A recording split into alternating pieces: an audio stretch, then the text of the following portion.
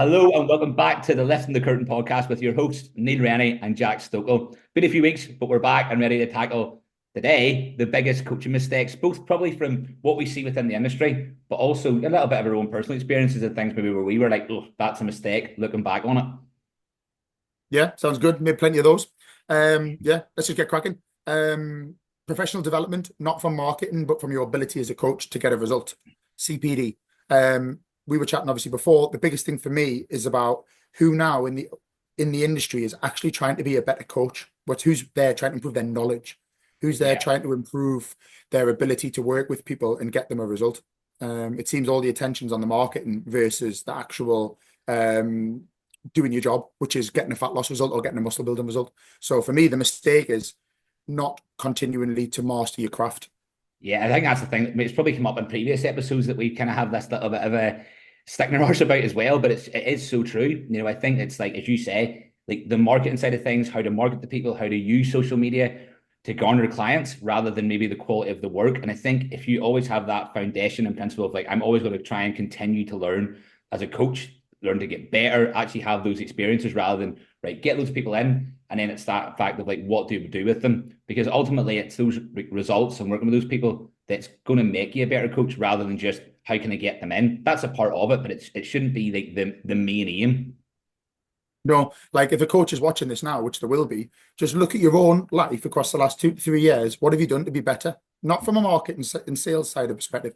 What have you done to be a better, more knowledgeable coach that can get results faster and more efficiently for your clients?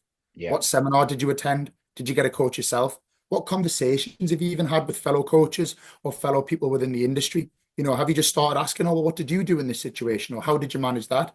Ah, okay. So what happens when this happened to the client? Or even just reaching out to a mate, like I might go to you and I go, Neil, what do you think I should do here? This has happened. The client stalled on a fat loss. How can I get past this? So I think a big thing is look at yourself and go, well, what have you done to be better? Because fundamentally, if you're not improving, how are you supposed to improve your clients? Yeah, and that proportion as well. I just looked at that even myself. When you say that, it does make you sort of think how much proportionally time wise have I spent maybe in the last few years towards like bettering my coaching, and how much have I spent towards like trying to get on board with like the market and social media side of things as well. Systems and everything else. It probably is lesser, I have to say, than especially what it was at the start. A lot of those, like again, a lot of my initial coaching and my experience with coaching was how to be the best coach. And then it's became about marketing, but definitely something I know myself I'd like to look back into again is going to seminars. And I think that's a big part of it is actually traveling and attending these seminars. Yeah. It's something it's became a little bit quieter as well. There's not as many of them on as there used to be. Actually networking with people, be able to build up a base of like other quality coaches that want to share information. That's something that I've seen maybe actually come down a little bit. Where at a time, especially pre-COVID, was something there was a lot more of it. Yeah, and I think again, the rise of social media has just diminished that because it's not sexy. It's not Mm. sexy just to sit in a room and just go through carb cycling, go through calorie cycling, go through fat loading, go through goodness me, any strategy or protocol that you might take to get someone a result, a diet, or alternatively, maybe bulking. How can you manage it when they've got digestive issues, all of these things. Yeah. Is Yeah, I think it's a really difficult one because I think is there a more of a demand for a body composition still within the fitness industry, or is it more to be just fitter and healthier? So does that then dictate? I don't know. I think there's always a demand for body composition. That's something we used to talk about. Like people want to be in shape. Obviously now there are, we talked about Hyrox in like earlier episodes as well. This is like there's definitely a push towards that. But I think at the core of it, it's still people wanting to be in shape and be better in terms of how they look and how they feel in themselves. So I'd guess if any coaches are watching this, what strategies do you have to help people get in shape? That isn't just the one size fits all approach. Yeah. What happens when you're working with 10 different people with 10 different backgrounds, 10 different jobs? How are you getting them all in shape? They're not all going to respond to that same strategy. What have you done to learn? And I think that's a big mistake. And what I learned from going to seminars was confidence.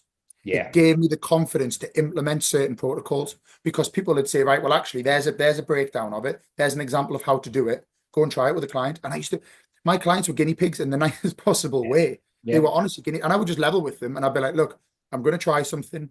This is what I've just learned, and I'm going to give it a go. And 9 times out of 10, it worked because you had the confidence and the knowledge to be able to implement it. And I think the industry as a whole is going to stall. If you look at everywhere else, everything's growing and they're gaining more knowledge. So coaches now are fantastic at sales and marketing, Mhm. but at what consequence? Yeah. I mean, experience there as well. Like you said, like that plays such a massive role in becoming a good coach as well. Like actually, at the start, I would say not niching yourself into It's a really certain, important. specific. I'm this. I am the bodybuilding coach. It's actually like I think one of the, especially when I came to England, I will say that very much changed my horizons with things. Working with like people from a lot of different backgrounds, a lot of different age groups, rather than being stonewalled into this is what I am. Because the more experience, and then eventually, obviously, I've started to niche off, but that experience has gave me the opportunity to do that and working with loads of different people, encountering lots of different problems, rather than just going, I'm the powerlifting guy, I'm the bulking guy, I'm the shredded guy, I'm the higher rocks guy. I actually work with a lot of people. But I enjoyed that as well. That was one of the Yeah, perks of the job. But if you think about it logically as well, if you want to make more money, generally as a rule, the bodybuilder isn't the person that's probably going to may help you make more money. yeah, Working with a more affluent client generally means they probably just want to be in shape. They're yeah. probably very busy people and don't have the time nor the desire to probably implement a more bodybuilding lifestyle. They probably actually just want to get in the best shape of their life, training 3 days a week. And that's an art in itself to get someone to do that. Yeah, that's a very different skill set as well, as you say, and even how you communicate with those Yes, people is yes. very different. And again, that's where like actually the experience that it comes from and working with a lot of people is like how you communicate with a guy that's like a fucking hedge fund manager Yeah, yeah, earning yeah. 200 grand a year, wanting to get in shape, doesn't have a lot of time in his hands compared to somebody that's just all in and invest it in, say, like let's say a bodybuilding show. They're two very different types of people and how you talk to them. And you have to alter yourself according to them to some degree. Again, the more you practice that and the more you're around those sort of people, then the easier that becomes and the better your coaching and the standard you can deliver. 100%. Right, moving on. Next one. You had a good one.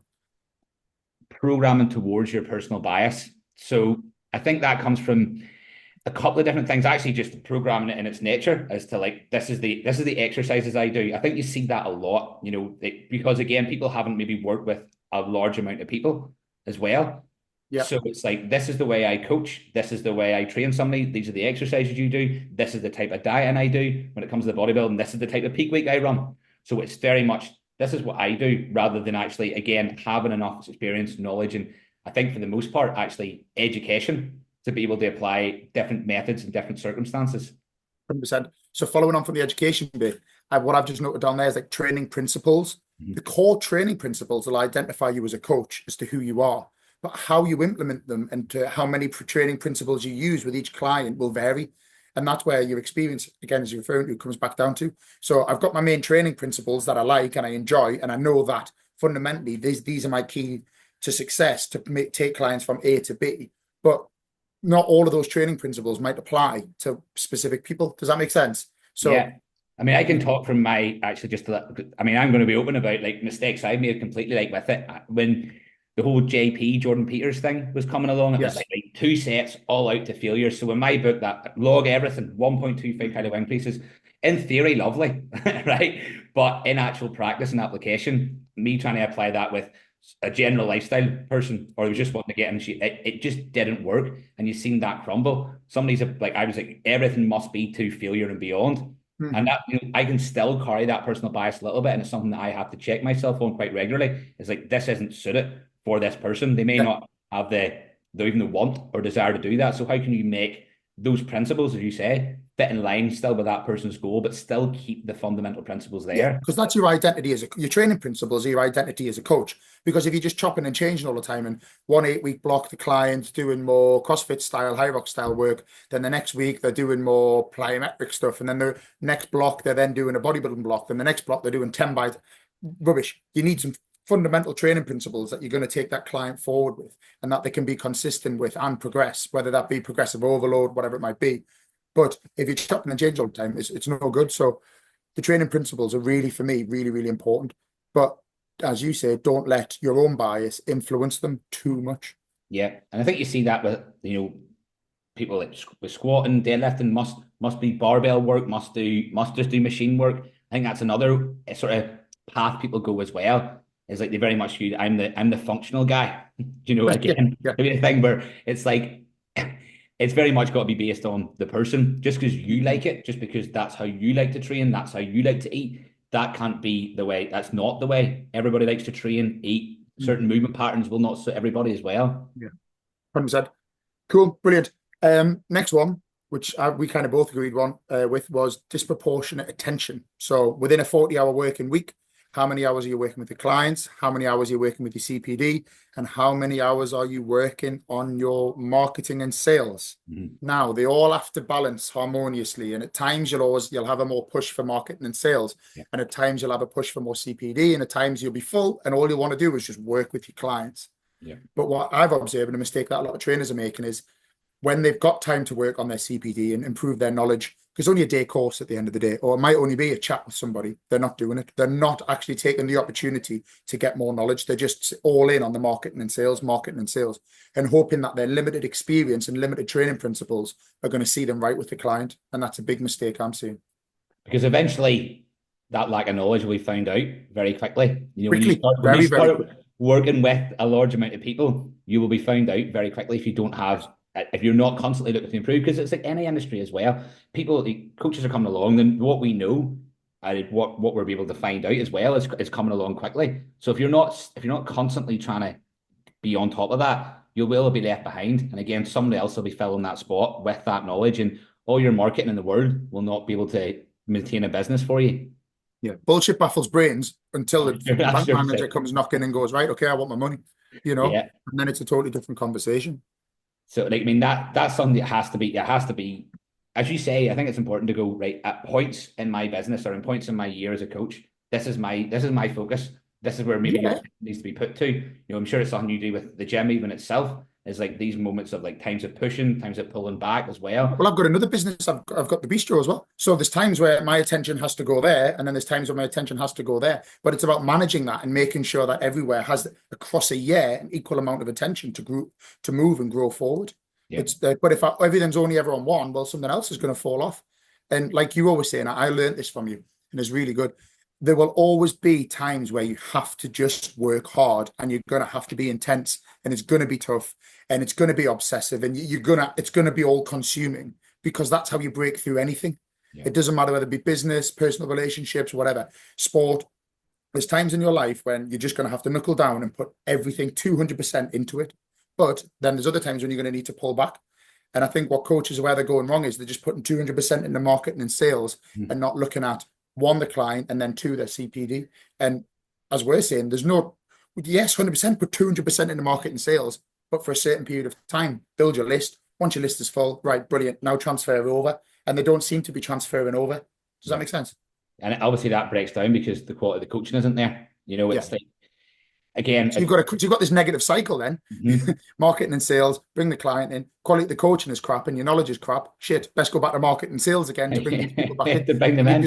Then you've got this negative revolving door. It's just this paradox of like this vicious loop that goes on. But if you are continually looking to improve yourself and then looking to improve your service, and that doesn't maybe just even necessarily mean, right, how do I, like, my knowledge with coaching, but also your knowledge on how to manage clients, how to make sure you're checking in with them, staying on top of their diets, because that all takes time too. And if you're farting about in some video, making which again is fine at a time, but it can't be this. It can't be the thing that you're subjecting your business to. Otherwise, you're just filling somebody else's space all the time. Yeah, 100%. Okay, boom. Next one. This is kind of again, we ran a mentorship together, and it worked very well. So the next one is, the mistake I see is coaches doing mentorships that aren't mentorships. In my opinion, and it is only my opinion, a mentorship should be very personal to you, and not just you, but your clients, in order for you to really get the best result, not just as a business owner, but also as a coach. Yep. Now, we were very fortunate to work together, and we worked with someone, and we didn't just work on their ability as a coach, we worked with them with their clients. So we were observing what they were doing every single week with their clients, and that was a true mentorship. We allowed them to scale and grow their business. Within 6 months, they were fully booked and fully operational by themselves, doing photo shoots with customers and getting insane results. Now, that wouldn't have come about with a generic, if 10 people had been on the same online course or whatever, or just doing the same cut and copy material. If there's you can tell who's on certain mentorship programs because the deal that's coming out. Because one after another, they all start doing the same thing. So within a few days, you can tell who's on the same mentorship because it's all the same deal. It's the same words. Same words. It's the same words. So, how's that a mentorship?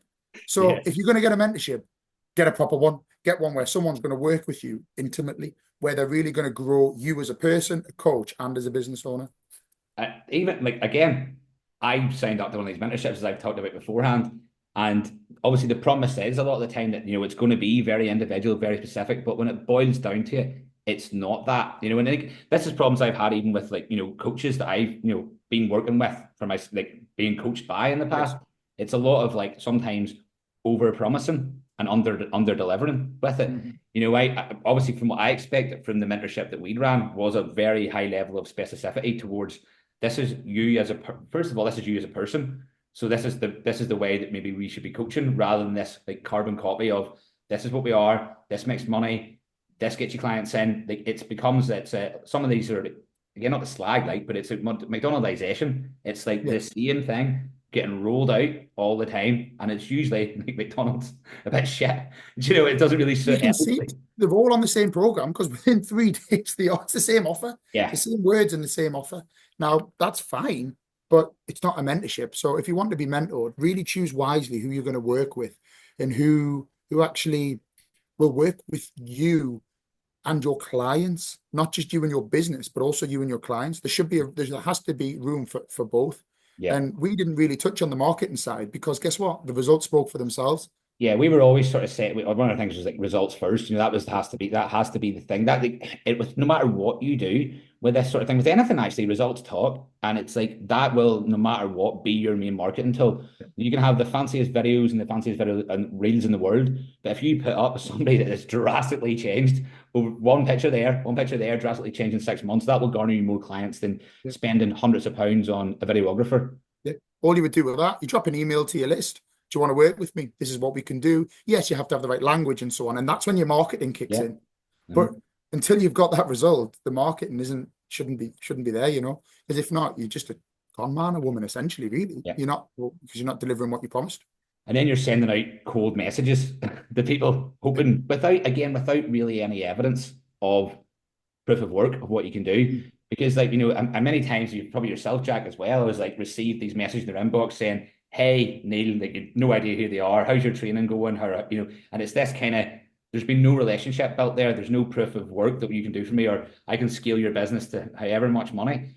But without any evidence behind it, you just can't. It's like standing down the main street and just flyering people, anybody, and hope it hits somebody. It might do, but how invested are those clients going to be in you? How invested are they going to be in their own journey? A lot of the time it's not, because they haven't bought into you either. Just hope. Yeah, one mistake I learned is that coaching, you buy the person first. You don't buy a brand. And that's something I learned. Coaching, generally, you buy people.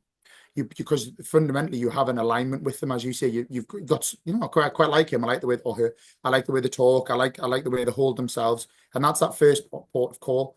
Then after that, they're like, oh wow, and I also like the results that they've got. So they're not buying the brand, they're buying you. And I think that's really important. Just to stem off that point, because I think it is a very good point as well, is like not every client either is going to be for you. It's going to match your personality. And I think sometimes as well, we're a lot of coaches get caught and they want to try and please everybody and necessarily cater for everybody. And you have to be authentic with it. If you're not yourself, again, when you're spending an hour with that person, you're constantly talking to them, if you're online coaching back and forward, they're going to find you out. So you have to go into it that this is who I am and present it. This is who you are. This is what you're about. Otherwise, again, people will turn off you very quickly because there's enough people there that, for most people that will like them and their personality. But I mean, somebody sees, yourself, videos about you and your kids up, they're going to relate to that. Somebody sees me doing whatever I do, bodybuilding wise, that's probably going to be my general client base that's going to come to me, or they have a certain personality traits that people like or they don't like, but that's fine. Whereas when you just try and carbon copy things and make it such it's a business, but a brand really without any personality behind it, people don't really know what they're getting and what they're buying into. You see it with gyms as well. They try and nearly take the personality out of the gym. Yes. Rather than we made that mistake. Yeah, we tried to be too smooth, too streamlined, too polished. I'm not polished. Yeah. At the end of the day. So if I'm not polished, then the business isn't going to be polished. Does that make sense? It is going to be rough around the edges, and it's going to be a bit gritty, but that's why it works. And we made that mistake. Again, just being influenced unintentionally, but influenced by, oh, you must go this way and this is the way it needs to be. And well, actually, that wasn't authentic. And our authenticity is our best feature, so to speak. Yeah. And we learned the hard way with that. Yeah, a massive mistake we made was not being authentic. Once we got back to actually, do you know what it is? If it's not perfect, it doesn't matter. If the Yeah. light's flashing in my video that I've put in the vault on the website, it's just gonna have to be, because at the end of the day, that's just who I am. As long as you're listening to the good quality message, you're gonna get something from it. And yeah, that was one thing we made a massive mistake with, was just not being us. And because behind the scenes, we're having a laugh, we're having a joke, we're ripping the shit out of each Yeah. other.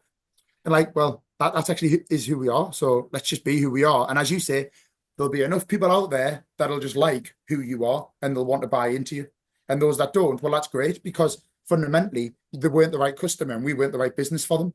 Does that make sense? So like Yeah. they have that organic filter where if you're yourself and you're authentic, there'll be enough people out there that like you, and then off you go, rather than, as you say, trying to keep everyone happy. And that's something you can show as well. When you talk about social media, it doesn't take a lot to jump on a Instagram, like in terms of marketing, jumping on an Instagram story, then people see your personality, like talking about, like, and educating along the way. I'm sorry.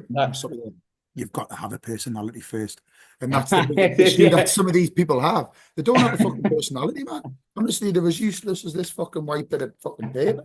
Honestly, they're as entertaining as that. Can you And you coach need, that? like, at the same time, you've got to have a bit crack and a bit about you, you know. Don't be so serious and professional. And you can still be professional, but also you can have a laugh and a joke as well. And I think that's really important. I Sorry. agree. Have you got anything else there that you sort of see as like, but sort of jumps out as coaching mistakes? Coaching mistakes, yes, one final one, and that it's most people will never think of it. Work with a good physiotherapist. Now, working with a good physiotherapist will improve your knowledge as a coach tenfold. And they have to be a shit hot physiotherapist, not one of these ones that just gives you a pamphlet and goes off you go, or I'll give you a bit of a rub down. A one that's really rehabilitated people from tendonitis, from massive instability work, from, you know, one limb being drastically stronger than the other, whatever it might be. Yeah, find a good physio and pick their brains about your clients, because the second you can master your clients' movement patterns, understand how better to manage their load within their training program, you will get them results much quicker. People don't listen. Coaches aren't listening to their clients. So clients could be feeding back something saying, oh, this is hurting, or I can't get quite this today. And that's take that feedback on board, because something isn't quite right. And as a personal trainer or a coach, you're probably not going to have the full answer to it. Yeah. So refer out, speak to a physio, figure out what's going on, and then you can implement load management. One, you're keeping them on the gym floor, which means you're getting paid if you're a one-to-one PT. Well, even an online coach, you still get, you know, they need to be in the gym for you to be getting paid. But second, you can accelerate the results quite quickly. If somebody can't contract a muscle, they're not probably going to be able to grow it. And if people can't contract a muscle, there's something off, and that needs to be addressed. So your knees, tendonitis, I've had tendonitis everywhere and all over the place. I've had muscle tears, and how to come back from that's really important. Most people, and it's not, you're not just make you a bad trainer if your customer gets an injury. That's just, you're training with weights, you're pushing boundaries, they will get injured.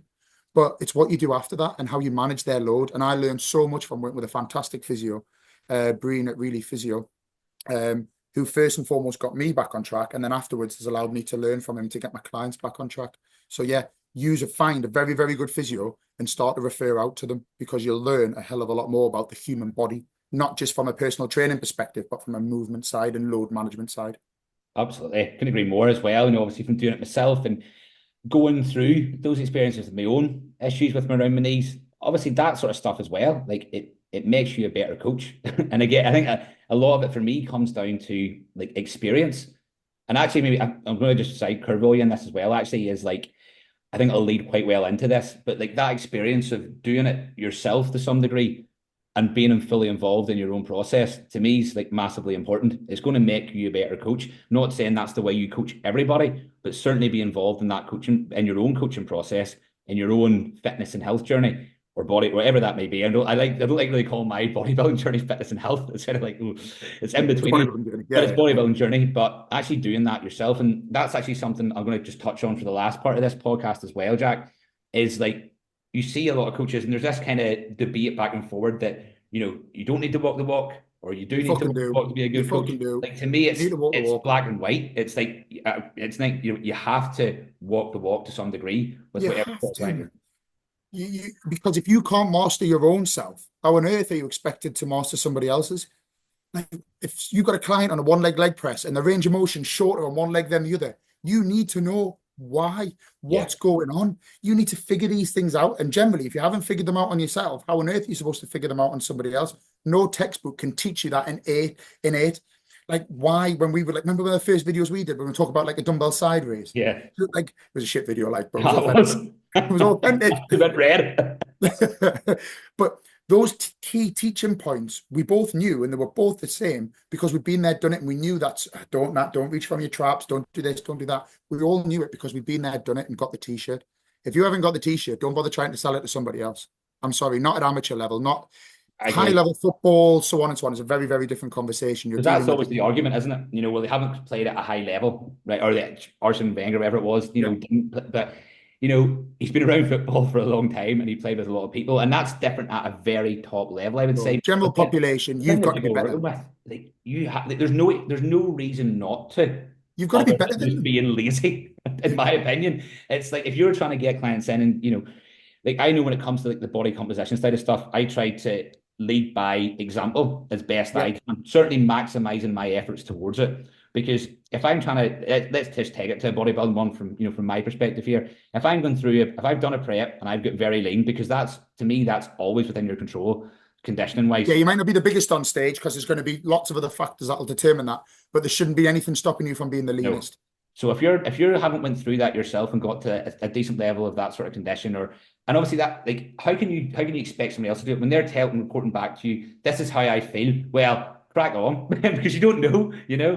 But if you have done, you know that actually, do you know what it is? You might be Yeah. due a higher carb day here. Oh, no, you're just being soft. You're going to have to crack on. Give it another 5 days, then we'll put your carbs back up. But if you don't know those feelings, Or you even can't those, help. and those emotions even with it as well. And Yes. like it's a spectrum too, because like the majority of our clients will never go to that level of body fat, or want to, or have to, or shouldn't, right? But it's a spectrum of diet, and that's that person that's 6, 7 stone overweight is going to go through some of the very similar emotions to somebody Yeah. that's going through that, because their fat loss is just But as they're hard your for them. principles. They're Yes. your principles. And if you've mastered those principles, you then, it's as you say, it's still on that continuum, but the emotional side of it is still the same, whether that be a person trying to lose 6 stone or Yeah. a person trying to get to 6% body fat. Yeah. The principles remain the same, so the triggers are going to be similar. They're just at different stages of the line. Yeah. And for yourself there, like you've done quite a lot in terms of, I would say, like fitness. Obviously, you had your Tell me about bodybuilding it. time. Razor showing it. Yeah, sure. You went through the CrossFit style of things, so you Yeah, running, so you have a lot of yeah. experience in a lot of different sort of areas within fitness as well, and that's only going to have stood you in good stead and allowed you to probably work with Oh, 100%. different types of clients. More people, 100%. Yeah, Yeah, yeah, absolutely. But then also not just doing some running, go and do some races, get some yes, times, like, yeah, and then getting back into football again, playing at a decent level, showcasing it. You have to showcase your ability. You have to.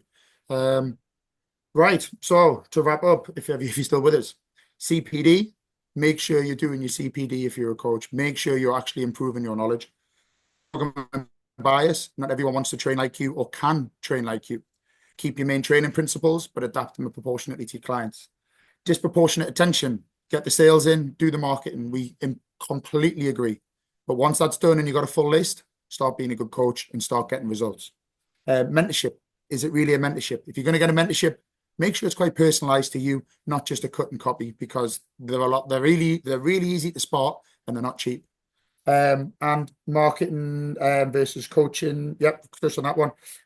Physios, find and work with a good physio for your clients. It will make you a much better coach. And if you're not in shape, you're fucking yeah. in shape. Walk the walk. Walk the walk, walk the walk. Yeah, Yeah, I so think, hopefully there's plenty of tech homes there if there's coaches especially watching. the newer coaches. I think this is Yes. really. I think this is. I think when we put the message out, we'll really try and say that if you're a new coach to the industry or thinking about being a coach, give this a watch. Yeah, even I look at some stuff like that when we talk about it, and I think, yeah, okay, actually, even for me going forward at 10, 12 years in the game, it's like there's definitely little bits you can think about and pick up on. We should always be self-checking ourselves as well doing this. So I'm It's sure, difficult because there's no one to hold us to. Yes, the money holds us to account somewhat, and the client's feedback and your reputation.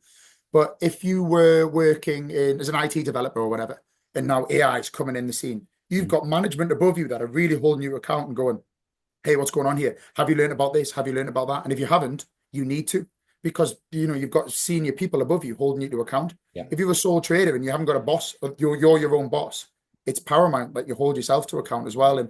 But a good mentorship would allow you to do that as well. There you go. Shake ours out, coming soon. Wink, Look. wink.